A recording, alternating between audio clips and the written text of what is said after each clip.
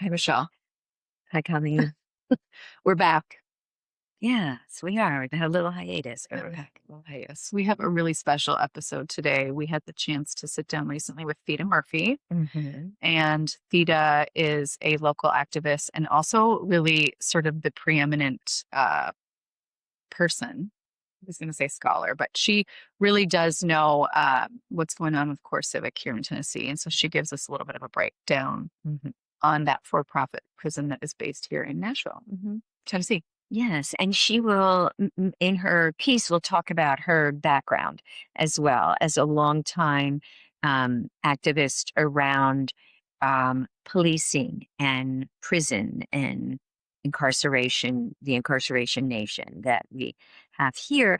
And I like to make a connection definitely to the place like the Core Civic prison in Mason um, that was reopened by Core Civic to incarcerate um, immigrants, folks who are Hispanic and Latino, particularly they that are being kidnapped by ICE folks. And this it has been Core Civic has been engaged in incarcerating predominantly African American people in this state, and they've been a leader in this way of managing people when they enter the carceral state. And now it's being used by against immigrants. And it's also expected to be used that they will be a place where folks who are agitating against ICE that are now being criminalized probably will be end up in some core civic institution at Right. some point. So it's a thread, but it's also connected to um, the databases and the surveillance. And so these things are not separate. There's actually connections where they have a key part in the system, which is incarcerating. But the system itself is becoming more and more oppressive for everyday people, including you and I, That's right. you and I, Yeah. and you and I. Yeah. So it's a bit of a longer episode. You can take it in pieces or enjoy it in its entirety. Thank you so much. Thank you, Theda, for all you do. Thank you, Theda. Yeah, Mhm. that's right. Enjoy.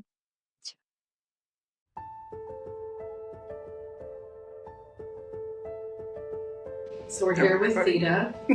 Will you introduce yourself to us, please? My name is Theeda Murphy. I am an organizer and an activist. I have been a crisis counselor, mental health crisis counselor, grief therapist. So I've worn a lot of hats over the years. Yes. And I think for us, this conversation, we wanted to have you educate us and the folks that listen to this podcast around Core Civic Yes. because of its integral role in ICE detentions, the Department of Homeland Security. Mm-hmm. But we'd also like to back up and have people learn something about that history. It brings us up to where we are today with this prison plantation approach to incarceration of folks. But we'd love to start with you saying something about yourself and how you got here to Tennessee, and then your something about your activism, leading up till now. Okay, so I came to Tennessee in '94 with a job. I was an accountant then. I told you I've worn many hats. Yeah, I love it. I was a CPA. I was working for the IRS. Yeah. And I moved here and quit the IRS like 4 years later. Uh-huh. And got my degree in a master's in psychology at Fisk, which is probably how we met because I was working at the Race Relations Institute. Oh, probably. Yes. And just have been active in a lot of things, movements in Nashville, because Nashville is a hub of activism. There are a lot of movement leaders, a lot of cutting edge things that happen in Nashville. So, I've been here since '94, so before a lot of the big changes that we've seen in the last few years. Yes. Yeah.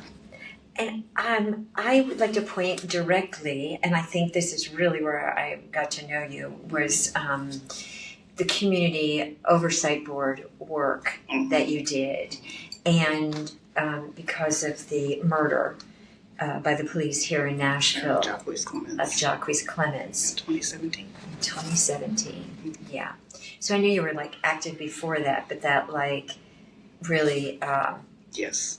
led to a piece of legislation here, a bill. Yes, a bill that people didn't think would get passed, but because of Mark and Sheila Lee, Yes. who I know you know. Shout out. Yeah. That, and also Vicki Hambrick, Mm-hmm. Yes. parents of children who were killed by police, Yes. because they carry the movement on their backs. We ended up with an oversight board. Right. That the state. Immediately hamstrung. Right. But it's still there, still reviewing cases, still doing research, which is very valuable on police misconduct. And, right. And publishing important the information for the public. Yeah. Yeah. And policy recommendations. Yeah. No. And just I want to also bookmark because sometimes people think, oh, that thing just happened. But what I think it's important for folks who may not be from Nashville or may not have followed that very closely, which was that the Metro Council at the time could have put forward a community oversight board. Well, we tried to go through the council first. Exactly. Because that was the easy way, but they wouldn't let us do it the easy way, so we had to do it the hard way.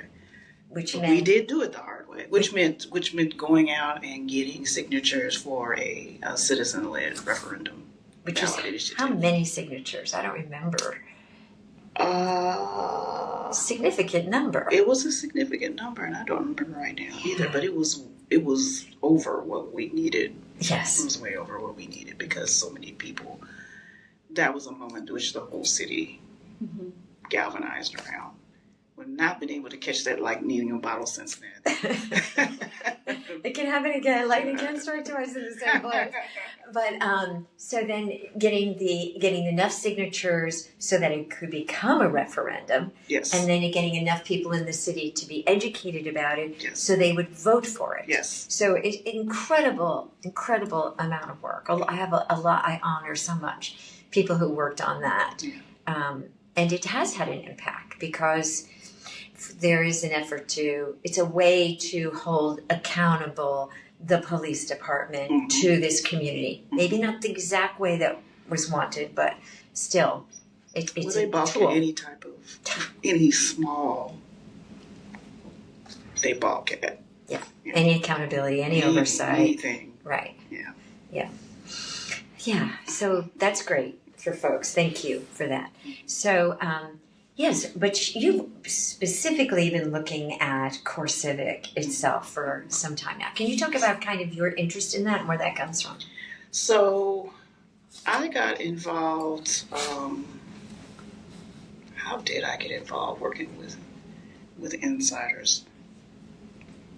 Well, it probably started when I was working at the police department as a crisis counselor. That's certainly what made me an abolitionist. I was working in the police department. Yeah. How did you come to do that? Yeah. It was my first counseling job after I got my degree.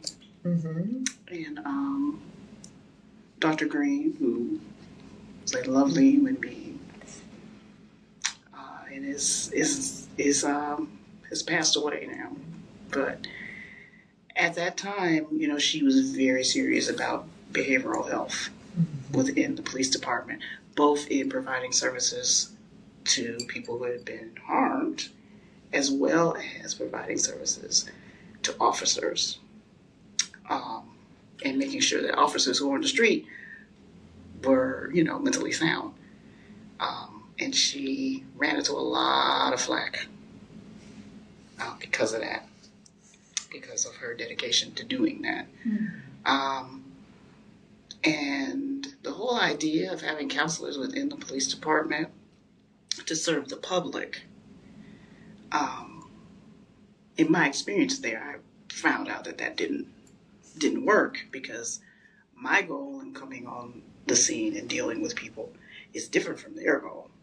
And those things, those worldviews and paradigms clashed, and it was not working. And if anybody could have made it work, it would have been Dr. Green, who was a brilliant woman and very dedicated to the idea of both serving the public responsibly and making sure that the people who are out there with guns are also mentally sound and responsible. Mm-hmm. And it didn't work. Mm-hmm. So you got a taste of being inside. And so as a part of that, you saw some of what was going on at the time. Was not Core Civic. Was it back at the time when it was CCA, or we had already? It was still CCA. It was. So my work with people who were being harmed, of course, leads you to the understanding that a lot of those people have also been on the other side. Mm-hmm. And especially my work with mothers who had lost children. And many of those mothers, especially if they were Black mothers, had children who were also going through the system. They've been arrested. They've been...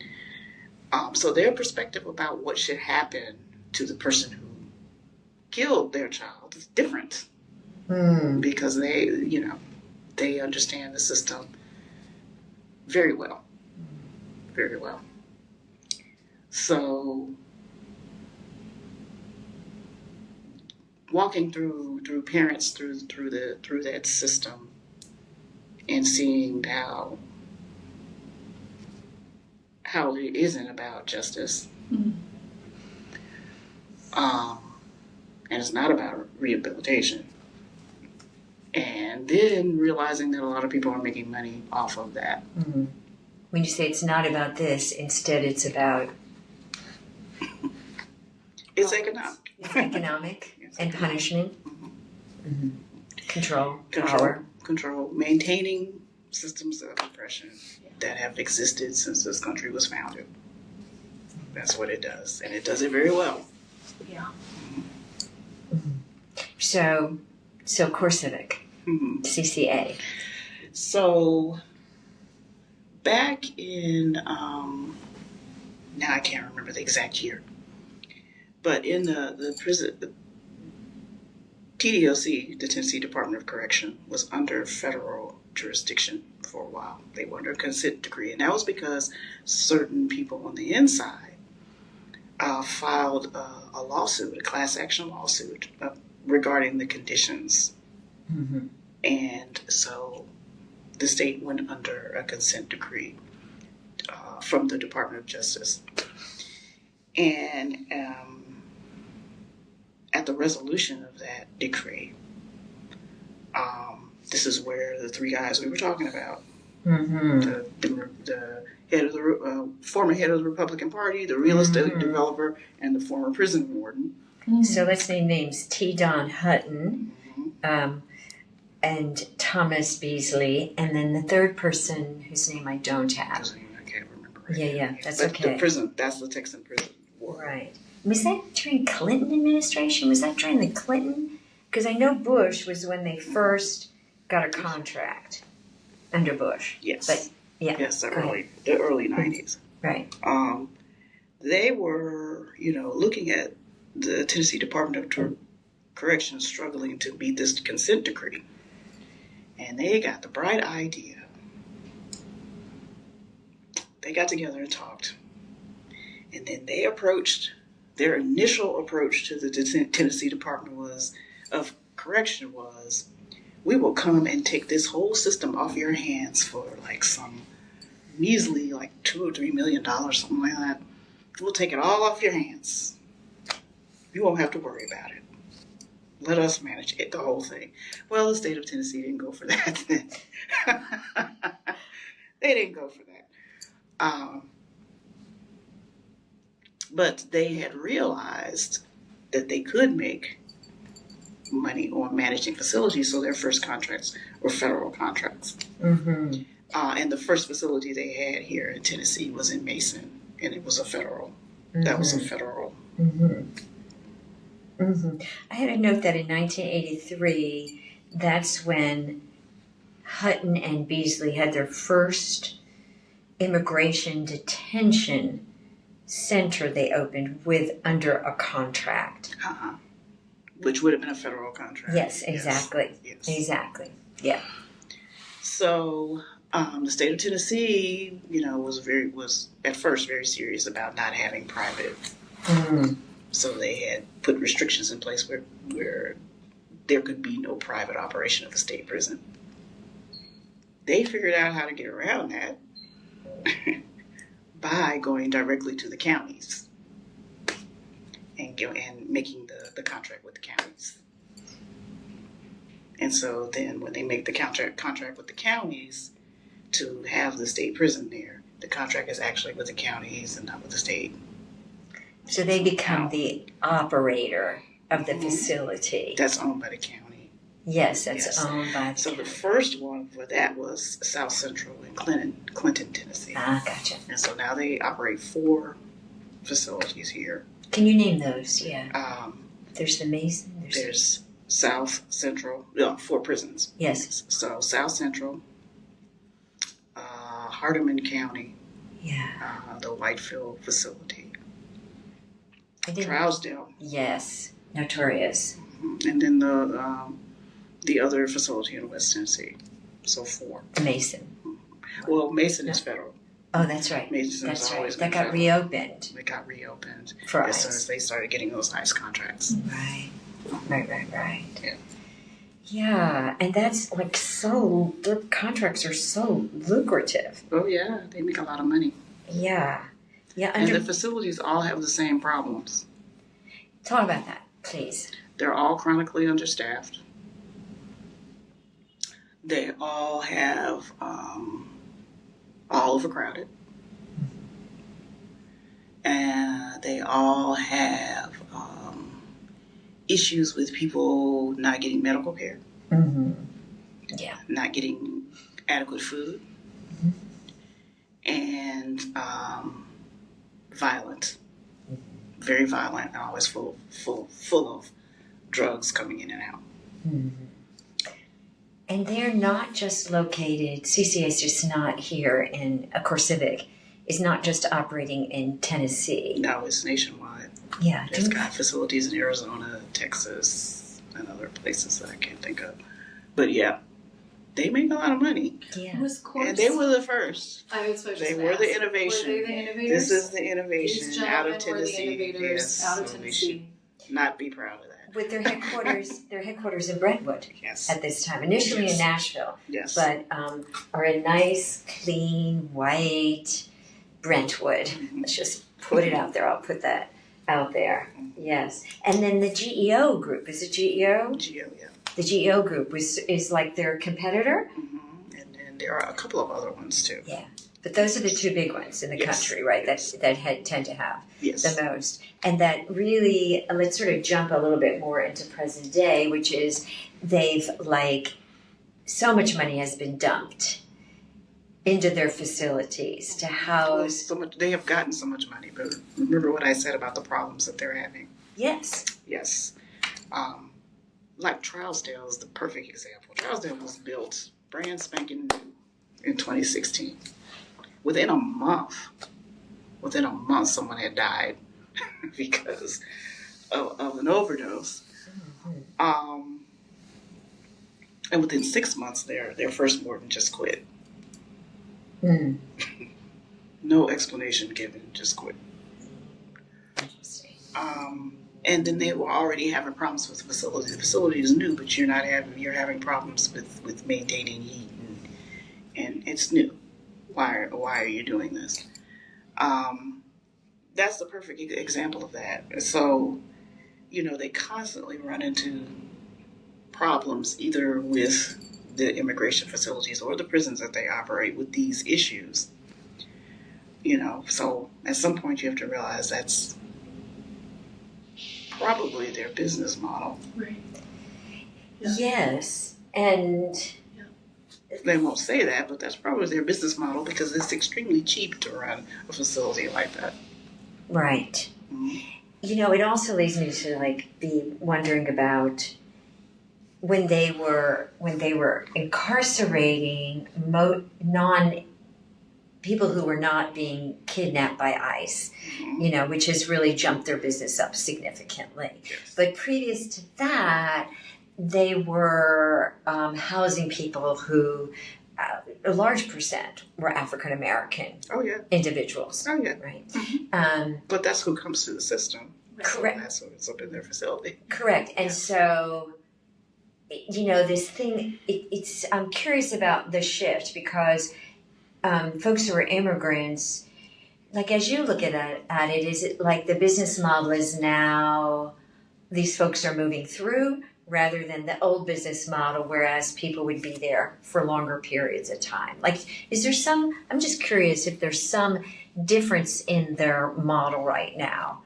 Are they perceiving the people they're incarcerating the same? Or no, it's always been the same. You get as many people into your facility as possible because you're getting paid by how many people you have in there. Mm-hmm. That's you got to maintain your census count. Mm-hmm. So you're getting paid by how many people are in there. Mm-hmm. So that's what you're trying to do, get as many people in there because that's your source of income. So they have X number of beds. Mm-hmm. And you're always trying to get new beds. They're always trying to get more beds. Exactly. More money, more beds. Mm-hmm. But for some reason, I thought that they were getting paid regardless of whether they because the contract has a stipulated number of beds. And if you are not providing, like if incarceration rates go down below, then they're, going to be angry because then you're not upholding your end of the bargain. You said that you would have these many people in here. Right. But under the immigration contract, are they not getting paid whether or not those beds are filled? Mm-hmm. Yes. Because the contract says a certain number of will get paid. Right. We get paid. Yes. So it's a little bit different, I think. I don't know. I'd be curious. You have to think about the expansion plan. What would be the expansion plan? Nice. The expansion plan is that we are saying we're overcrowded. We've got too many people in here. We need more. Yeah. That's the expansion plan. Yeah. Yes. Mm-hmm. And so are you seeing, like, as an activist doing this work about trying to bring accountability and transparency to what is happening within these systems, and now they're being expanded money-wise and being expanded in location in order to incarcerate individuals who are being kidnapped by ICE. Right. Are you seeing any difference in what's going on, or is it just the same old, same old? Well, I mean, obviously it's a plan that works, right? Mm-hmm. Because the system that feeds it, is insatiable. Mm-hmm. It also needs all those bodies moving through there, right, in order for it to work. And we haven't begun to talk about the ways in which they are making sure that system continues through their corporate donations, their political donations. Their lobbyists. Mm-hmm. All the donations that they give to various nonprofits. Yeah. Which, if you are the head of a nonprofit listening to this and you are taking money from Core Civic, that was actually what are you doing? That was actually my biggest problem, Theeda, was I was invited, I'll name names here, I was invited to breakfast for CASA, and was aghast to see that their top donor, one of their top donors, is actually Core Civic. Right. And at the time I was invited to this breakfast, it was by a board member. And as we were leaving the breakfast, I was really like, how do you square this? Right. How do you square that this is happening? Right. They are literally, this CASA is being affected directly by Core Civic. Yes. At which point I then did some research and found that in order to qualify for Core Civic's grant money, which a lot of nonprofits in Middle Tennessee apply for. Yes. It states that the mission of your nonprofit has to be in some way affected by the carceral system in order to qualify for the grant. So then we see the sexual assault center, right, receiving funding. Right. We see CASA, like I said. I mean, it's a really broken wheel that just keeps on spinning. And the spin, right? You go to Core Civic's website, you see their fundraising, their philanthropy arm. You know, it's white folks on the golf course. Exactly. Raising funds. Exactly. To keep spinning the wheel, right? On the pain of black and brown and poor Absolutely. people. Absolutely. Mm-hmm. And when we continue to then, we have these lobbyists, you know, we continue to expand the definition of the word criminal, right? And who's a criminal, which is what we're seeing right now, obviously, with the tick up in our immigrant population, when we've convinced society that someone is a criminal. Yes. And we always, remember that the exception clause of the 13th Amendment is doing a lot of work here. Thank you. Talk about that. Thank you so much for bringing that up. Exactly. Say about that.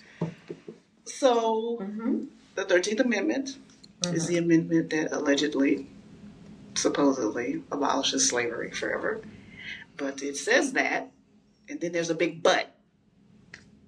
Except when someone has been duly convicted of a crime. Exactly. And when you have except, which that negates everything that comes before it. So slavery hasn't been abolished. It's been redefined. It's been redefined as punishment for a crime. So now everything becomes a criminal offense. That's right. That's right. I feel like we kind of jumped a little bit, Theeda. Like we got to hear your story of how you've arrived where you are. But where are you right now? When Michele says that you're doing the work to educate folks, you're obviously an abolitionist. But like, tell us where you are, like in your present day work and advocacy. Where am I? Yeah.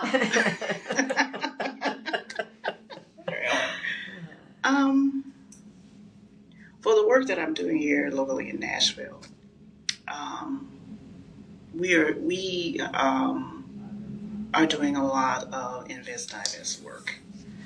I work mainly through the Nashville People's Budget Coalition to do that, which started in 2020, to look at the city budget and all of the overinvestment in police and jails and courts and the underinvestment in the things we actually do need, like housing and health care. And mental health care. And mental health care and all the stuff that we actually need. And try to work to reallocate our budget, our public budget, our public money to the stuff that actually serves us.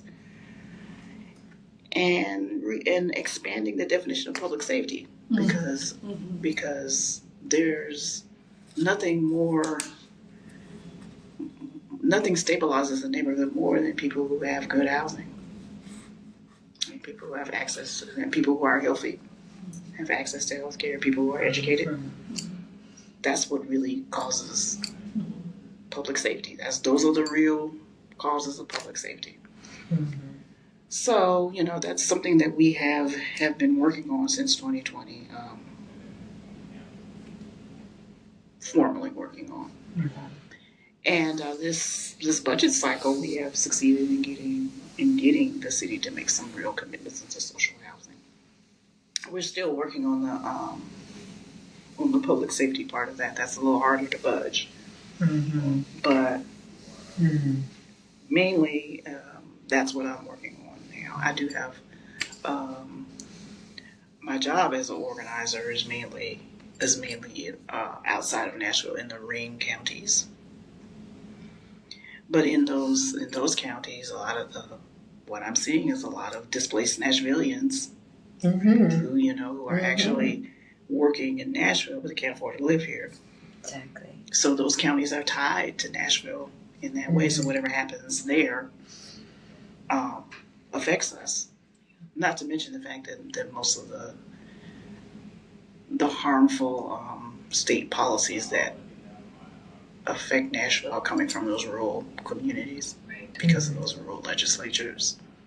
Won't do anything for their own people in their own county, but have plenty to say about how it happens to people in Nashville.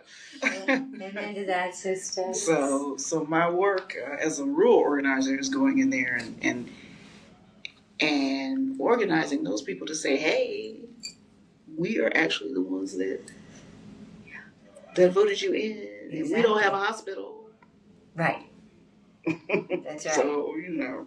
And we don't have Medicaid expansion, and we don't have, right, affordable housing, and the prices are going up, and tax. Yeah. I'm going to zag for a minute, though, back to this conversation about the partnership between nonprofits and corporations. You know, I call it blood money. I mean, it's no different than the Rockefellers and the Carnegies, right? Sort of buying off, you know, dumping their money into good projects, right? And then it makes it more difficult for folks to speak out about those corporations. So in a way, Core Civic, they're following the playbook, I would say, that's been established in this capitalistic country, right? If you throw some money, you know, for the goodwill, you know, then people don't criticize you so very much. But it's that exact thing then that makes it difficult to really make changes within that institution, because the government's happy. Folks are being like taken off the streets and, you know, like taken away, people that we don't really want to deal with, and they are receiving money specifically now to target Hispanic and Latino folks, and let's just move them out. They're the bad people right now. And let's not forget, they have not stopped targeting Black folks. That was the next thing I was going to say. That is not like they've stopped. No, they just added to. They just added. That's right. This. Somebody. Yeah, that's exactly right. Once we clean the streets above these people, and it really brought me back to the thing about community safety, though, because public safety, because like the police, and I would suggest folks like Core Civic talk about public safety, and really what you're doing and have done forever is community safety, which is really quite different. And I think the public, generally we don't, talk about and really hold those that have the purse strings accountable, including our Metro Council and folks, to investing in what the community says is the community safety, and as different and separate from public safety. Because when those two things enmesh, people get fearful about the other, yes, but they also don't hold those people with the resources, including the police, right, as well as the court for folks, as well as folks like the Downtown Partnership, right? Exactly, right? They're allowed to over-police unhoused people and people with mental health challenges under the guise of public safety, not about what the community safety would look like. Public safety is rooted in whiteness and white supremacy. Exactly. It's protecting property and businesses. Right. Yeah. So the difference with community safety is that we take is that community safety is based in the priorities of the community. So we are absolutely developing those community-based processes that really solidify the different viewpoints of the community and organize the community into a cohesive vision. Yes. So this is what we want. Exactly. And we use that, because this is what organizing does. We use that to exert our power over the people that we have elected and say, no, these are the priorities you need to be dealing with, not those other ones. Yeah. Right, exactly. So when we say we don't want surveillance, right? Yes. And it's fought back against because of the way that it's used against people in the community, right, to curtail their freedoms and curtail their privacy, right? So that's not about community safety. No. You might call it public safety because then you're then you're It's able to impacting the public. right? It does. But I think that difference is important to keep pointing out. Yes. Right.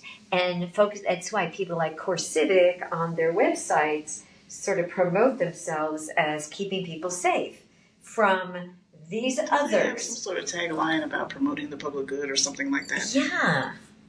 Right. Exactly right. That's true. Yeah. And I like the fact that when you really break it down, like you do with your activism, and the work that you've done around the people's budget, I feel like you really break down that rhetoric. Yeah. So people start understanding the difference. That's how I learned it, if I'm being honest. Yeah.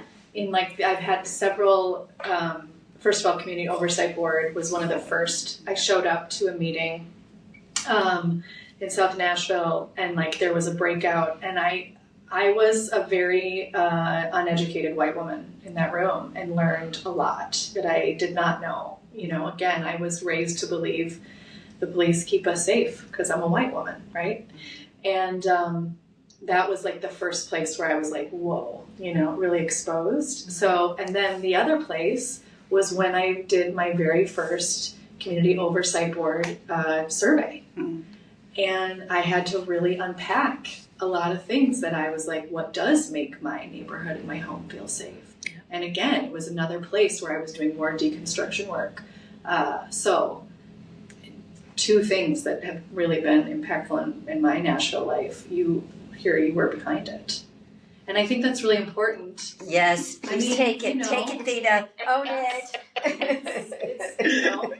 It's embarrassing and humbling to admit that I had to do my own breaking of a lot of ideas of public safety, of community safety, and some other things. Yes, an abolitionist. I'm an abolitionist now, but yeah, it took me a while to get there. But you're doing it. You're doing the work. Yes, in partnership, obviously, with other people. Not doing it by myself. No, right. It can't be done. It can't be done It cannot be done by one person. No.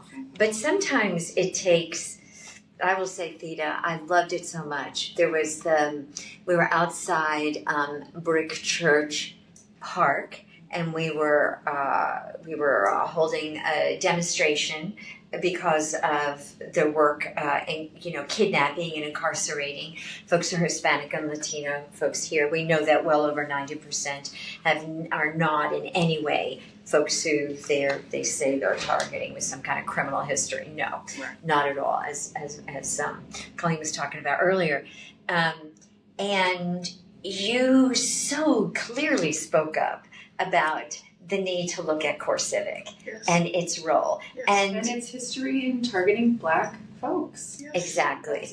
We don't know where we're going if we don't know where we're coming from. Exactly. Right. And the thing about this is that it's not going to change at all until we break down our silos. Yes. Because we have to especially if we're going to take with the specific goal of taking down Core Civic. Yes.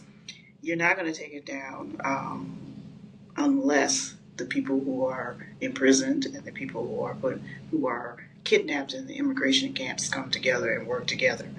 Because right now, you are both, a line item on Core Civic's ballot sheet. That is right. So that ties us together.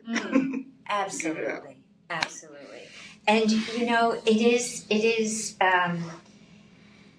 I'd like to give a credit to folks who are engaging in just horrible work. Let's just call it horrible. It's all horrible what they're doing.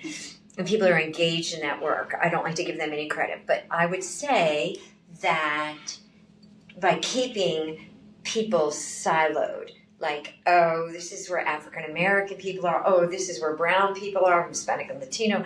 Here are white people who are basically not affected. Here are Jewish people now who are scared because they're targeted because of their religion.